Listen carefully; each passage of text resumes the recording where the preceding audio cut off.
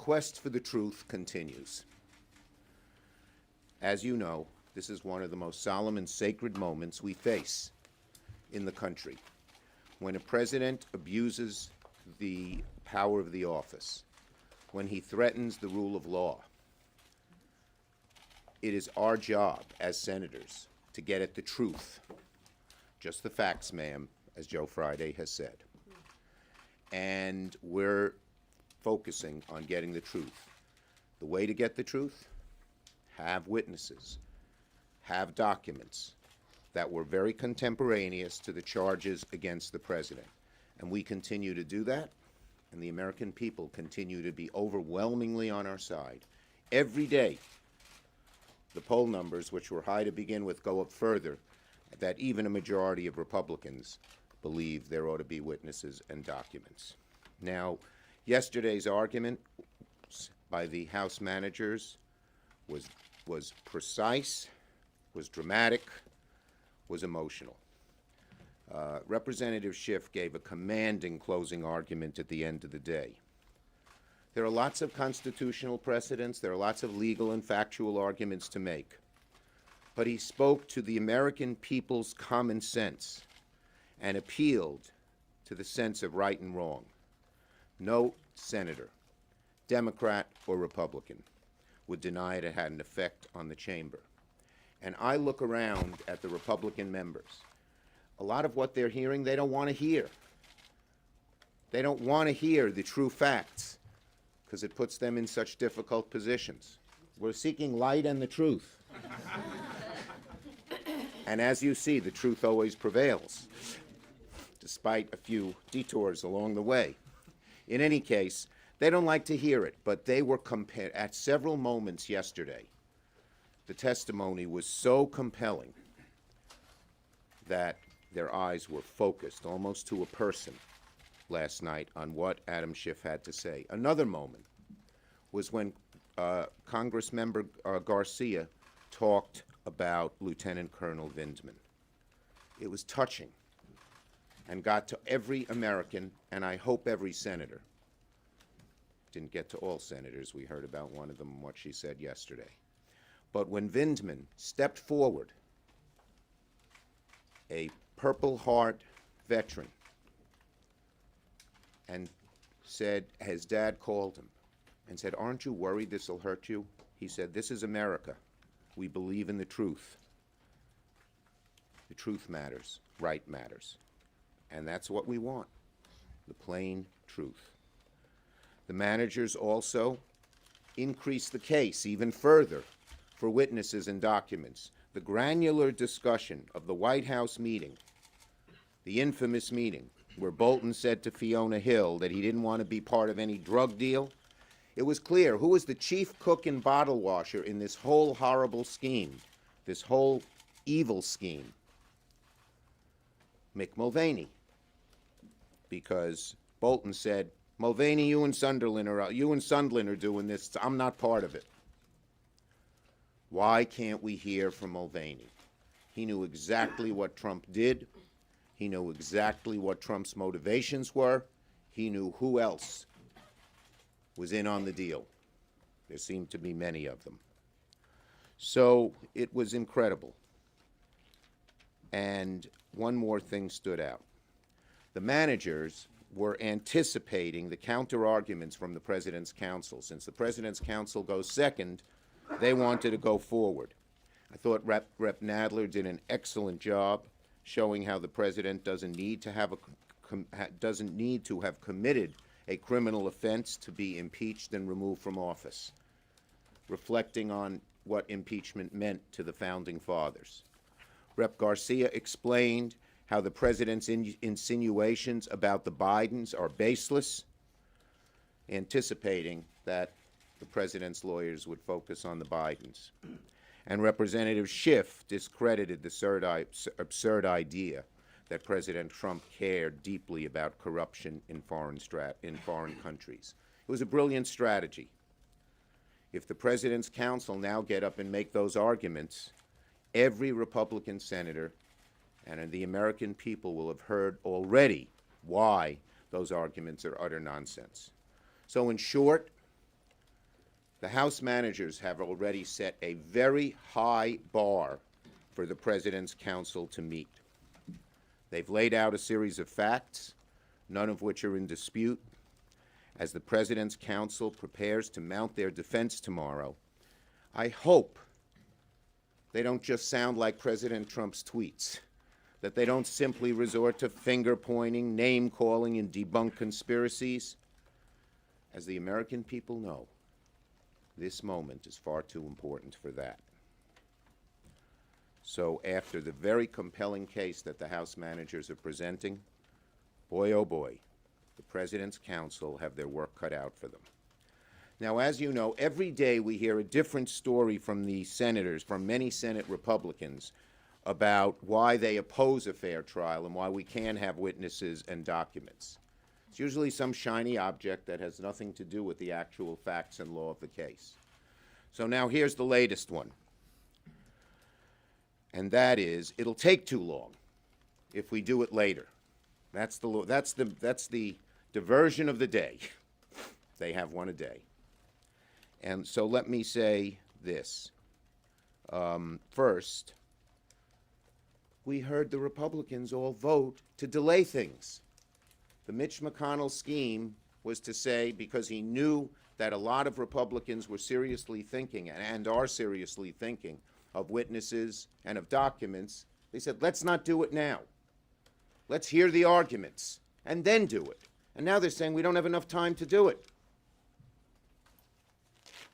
Talk about talking out of both sides of your mouth. Holy moly. So, but it's a very flimsy excuse.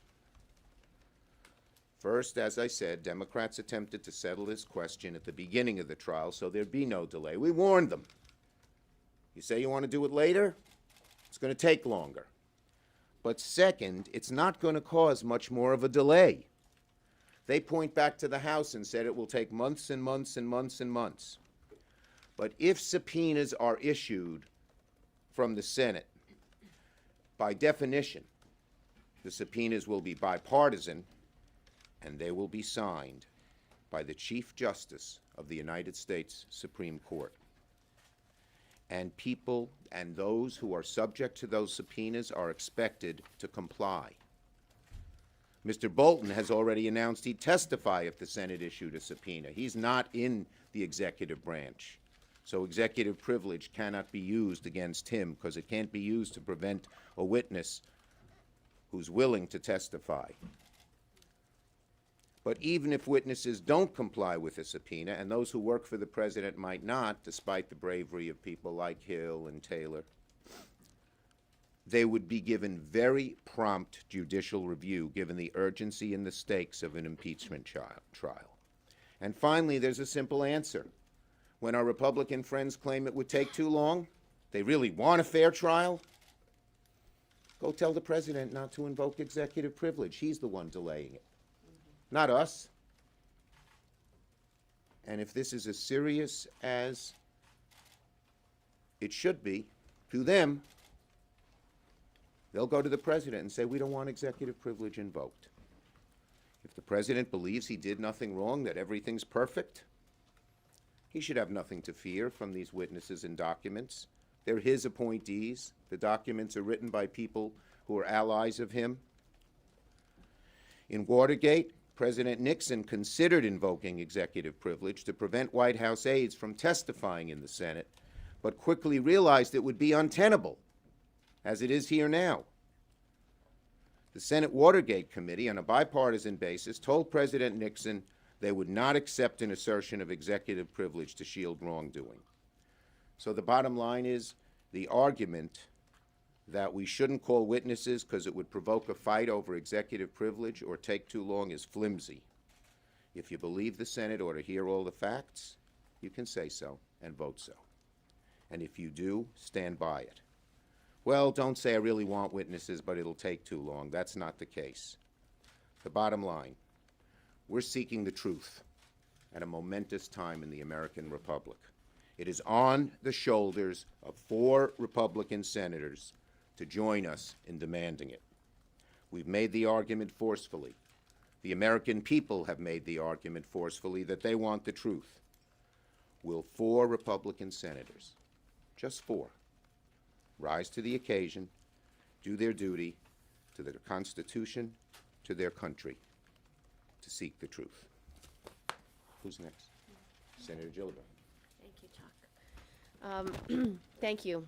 Over the past few days, my colleagues and I have listened to the House managers lay out a very strong case against President Trump. In incredible detail, the House managers have laid out every facet of President Trump's schemes and misconduct. The case is overwhelming. President Trump orchestrated a pressure campaign against Ukraine in an attempt to strong-arm their government into launching investigations into the Bidens. He withheld a meeting with President Zelensky.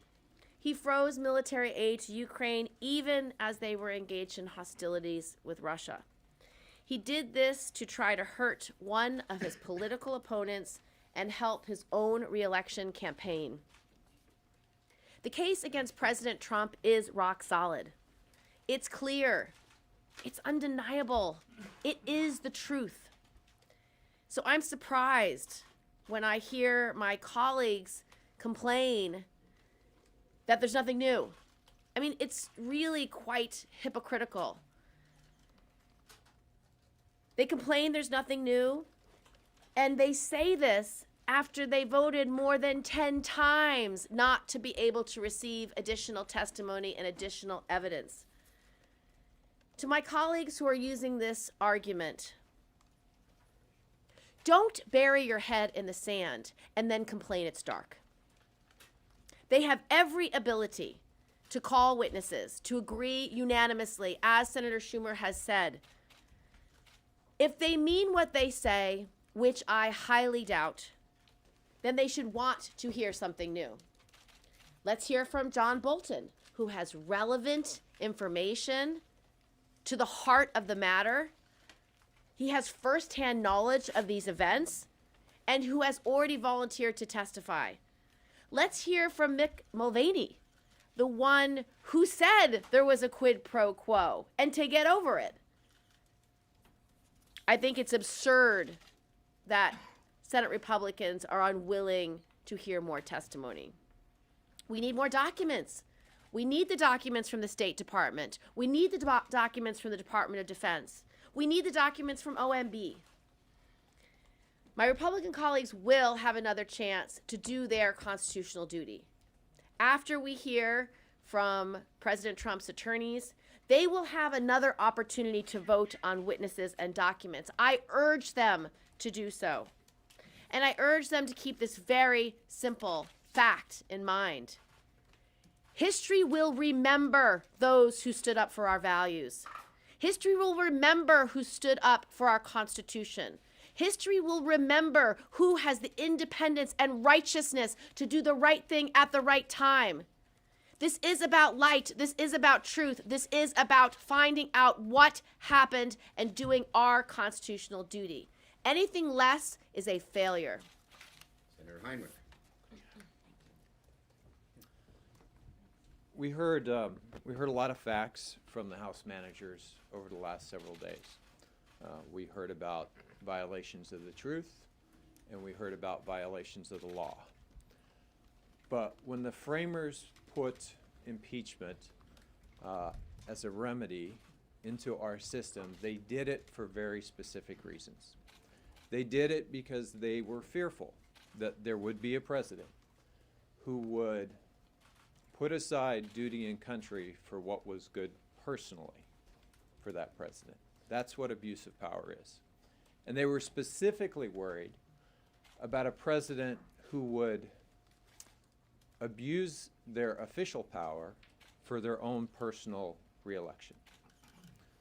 We heard from Ambassador Sondland and many others in their own words yesterday about this president setting aside the American national interest and our national security interest in an attempt to put his thumb on the scale of the 2020 election.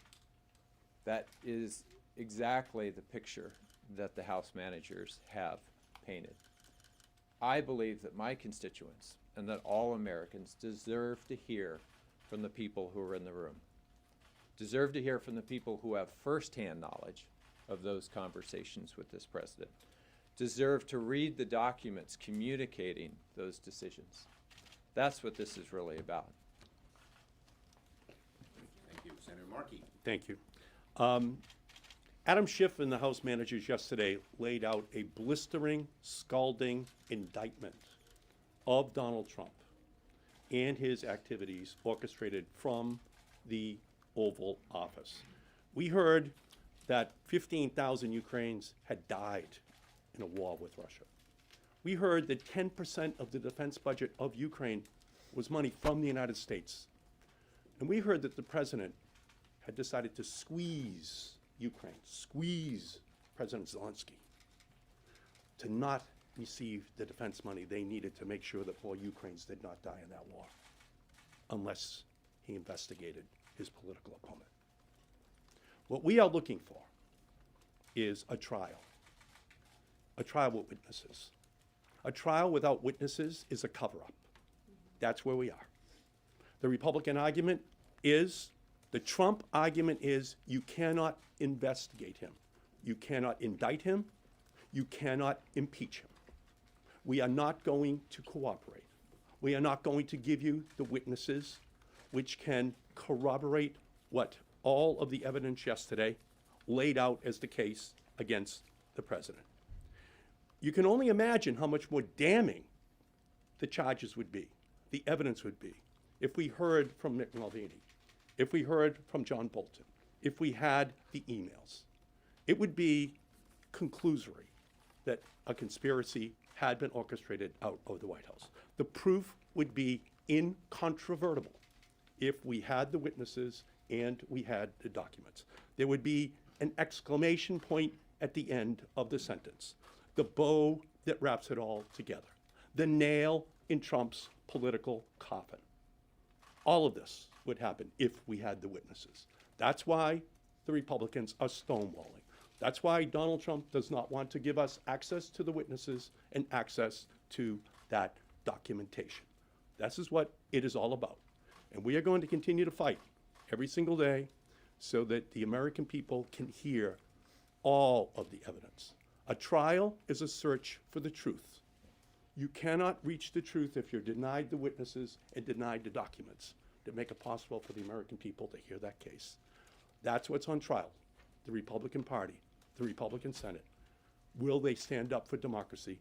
Will they stand up for the right for the American people to have a full and fair trial of their president as he undermined the American Constitution? Thank you, Senator Markey. Go ahead. If this argument about privilege and a protracted legal fight sort of gains traction in the Republican caucus, would you be willing to narrow some of your subpoenas to fully skirt around the executive privilege issue? For instance, Bill Taylor's note or Tim Morrison notes, those aren't covered by executive privilege. Would you be willing to put out more narrow subpoenas to show that there's no legitimate privilege fight going on here? Okay. Well, we believe we need to get a full and fair trial at such a solemn and serious moment. At minimum, the 4 witnesses we've asked for and the 4 sets of documents we've asked for. That's the first step. Will Republicans come forward and say we ought to have them? And once they do, we will still fight for these, but we'll listen to what they have to say. But it's jumping the gun to say, what would you be willing to, when we don't have Republicans yet willing to just say yes to the initial request for witnesses and documents? Yes, yes, yes, yes, yes, yes, yes, yes, please. I'll get to you next. Go. A question on strategy for next week with the question period. Will Yes. you all be compiling your questions together so similar ones are asked at the same time, or Yeah. is each senator going to be allowed? No, to I ask expect there are going to be a whole lot of questions from a whole lot of senators. And it'll be a very good period to bring out the facts and bring out the truth and ask questions that people have on both sides of the aisle. Yes. You talked about how the subpoenas with the signature of the Chief Justice would be very compelling. Yes. But as a matter of law, I guess, can the Chief Justice, as the presiding officer here, actually rule that these subpoenas must be obeyed? And then whatever litigious argument, is Well, history? look, there could be a litigious argument, but I think it'll be dismissed rather quickly, because it doesn't have much bearing, as Watergate and previous precedent shows. Yes? Senator Lisa Murkowski, who's a moderate Republican, as you know, and who would be critical in supporting a vote for witnesses and documents, said just yesterday that the House didn't even decide to use the time, to take the time, that it would go to the courts, and now they're asking the Senate to do that very thing. If you haven't convinced her, are you concerned that you haven't even gotten your message across to some of the most moderate Republicans you're going to I think the message has gotten across very strongly. The American people are overwhelmingly with us. The House managers are making the case, and we're going to continue to make it. This is a heavy moment, and you don't know how this sense of constitutional and historical responsibility weighs on the shoulders. We know we'll never get Trump. We know we'll never get McConnell. We know they'll pressure Republican senators.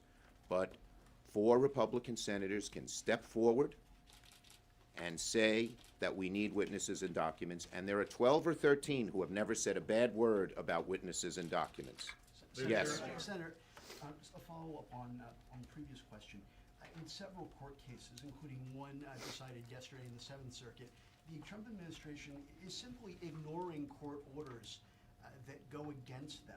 They're just ignoring them. What makes you think that, given that that's already happening, that the White House would comply with any orders? I think this is going to, it'll be bipartisan, it'll be signed by the Chief Justice, and this is a different situation than the House. The House is the prosecutor, but this is the responsibility given to us by the Constitution to get all the facts out. There's nothing like it. Every precedent is on our side, and I believe it will happen quickly, and that's what most of the lawyers I speak to quickly are about. Next. What kind of arguments are you expecting to hear from the White House lawyers? Well, I hope the arguments are on the facts and on the merits. So far, at least, the arguments when we talked about specific witnesses and documents were too much ad hominem and finger pointing. I said, when I heard their arguments, that if it was an actual jury with 12 men and women in the jury box, summary judgment would have been ruled for the House managers because they didn't answer any of the facts in any of the law. Let's hope they stick to the facts in the law. Yes? Senator Schumer, President Trump this morning called Saturday the Death Valley of TV. Are you expecting the White House lawyers to make a shorter argument? Or It's up to them. Remember, the reason we have that Saturday is Mitch McConnell's resolution. He should take it up with Mitch McConnell. But it'll be up to the Senate lawyers, the president's lawyers, what they want to do. That's up to them, not us. Yes? You talked about shifting public opinion. Are you looking at public polls, or are you looking at private polls? And do you believe now a majority of Americans want to see Trump removed from office? Well, the public polls show that. I don't know that's the fact, but I will tell you this: it's overwhelming on witnesses and documents among Democrats, Republicans, and Independents. Overwhelming, private and public. Okay, last question right there. Why did you decide to pick Governor Whitmer to do the response for the State of the Union? Well, Speaker Pelosi and I thought she'd be a great choice. She's done a wonderful job in Michigan. She's from the Midwest. She speaks to the practical things that working families care about, like fix the roads. I think she'll be great, and I think Congressmember Escobar will be great as well. Okay? Yes. ABC has just gotten a video in which President Trump is seen, it's apparently President Trump with Lev Parnas, Igor Fruman, the Giuliani associates are talking about, and he's seen talking about taking out Ambassador Yovanovitch. He says to a small group at this dinner, get rid of her. He's heard saying, get her out tomorrow. I don't care. Get her out tomorrow. Take her out, okay? Your reaction? Well, I haven't seen that, so I wouldn't comment on that yet. But I can say the granularity of the description of the despicable treatment of this prized, wonderful public servant, Ambassador Yovanovitch, I think stuck in people's minds again. And that's another point here. The detail and the fact-by-fact presentation of the House managers was compelling. And again, our Republican colleagues had to sit through something like this for the very first time. And so I think there's tremendous sympathy for Ambassador Yovanovitch from one end of America to the other. My guess is in the hearts of many of our Republican senators. So I don't know thing, but I do know that Yovanovitch was terribly treated. Thank you, everybody. Senator Schumer, what moments specifically in Schiff's comments do you think Republicans were